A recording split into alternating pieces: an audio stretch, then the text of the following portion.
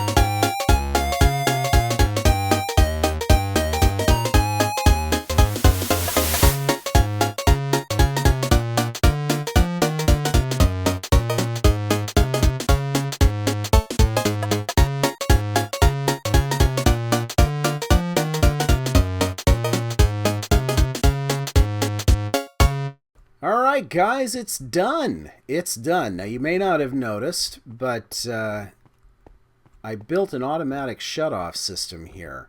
Underneath here is a dispenser that dispenses lava that drops down 4 holes here, and that lava gets caught by some signs and trapdoors. And when that lava's down, it should either completely eliminate or nearly eliminate the spawning in the mob farm.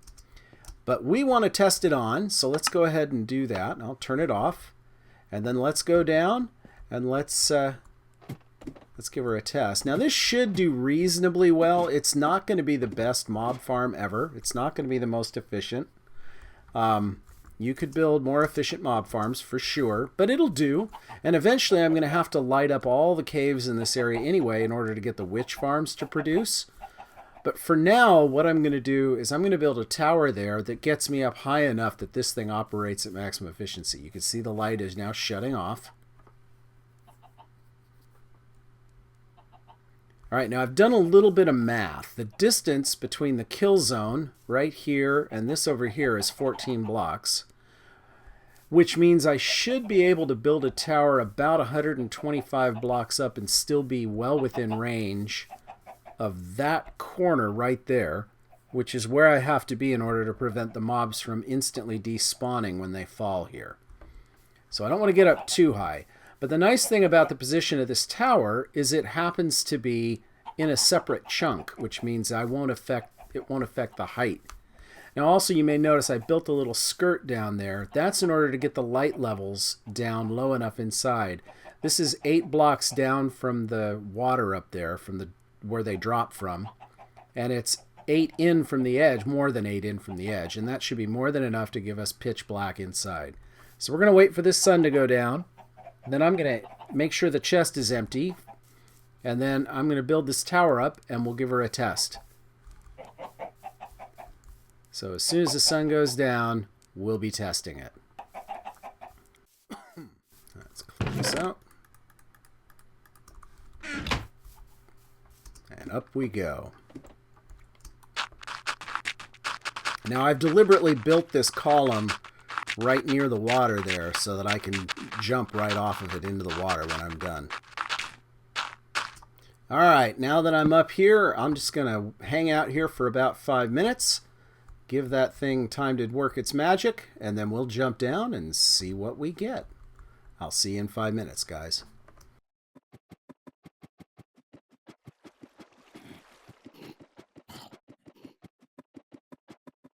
Hey guys, so I've been up here for quite a few game days, and I've done a lot of experimentation over the last little bit with this mob farm, and I have come to the conclusion that snapshot 1551B is pretty buggy where mobs are concerned, and that's seriously affecting the spawn rates inside this mob farm. It is working, but it's working extremely slowly. And I think part of the reason is that the mobs in this are really buggy. And here's a case in point. You see this guy here? He's just sitting there. And those guys over there, they're bugged out. And I worry that maybe, look what happens when I hit him. And now look what happens when I hit him. He's not really there. In fact, watch this. I can dig out from underneath him, and he just floats. I can walk through him. I worry that maybe he's also affecting the mob cap. But either way, things are not really working correctly as far as mob AI is concerned. So I'm hoping that Mojang is going to fix this in a future snapshot. But maybe not. Either way, the mob farm does work. It just works really, really slowly. And it's not working slowly because I haven't lit up enough of the area, because I should be out of range of normal mob spawns. They should immediately despawn, including these skeletons. These skeletons should have immediately despawned as well. So there's something glitchy going on here.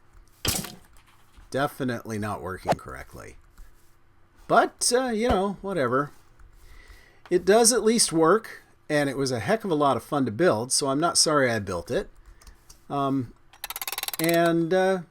Yeah, I'm sure we'll iron out some kinks. There's a lot of stuff that still needs to be done on these snapshots.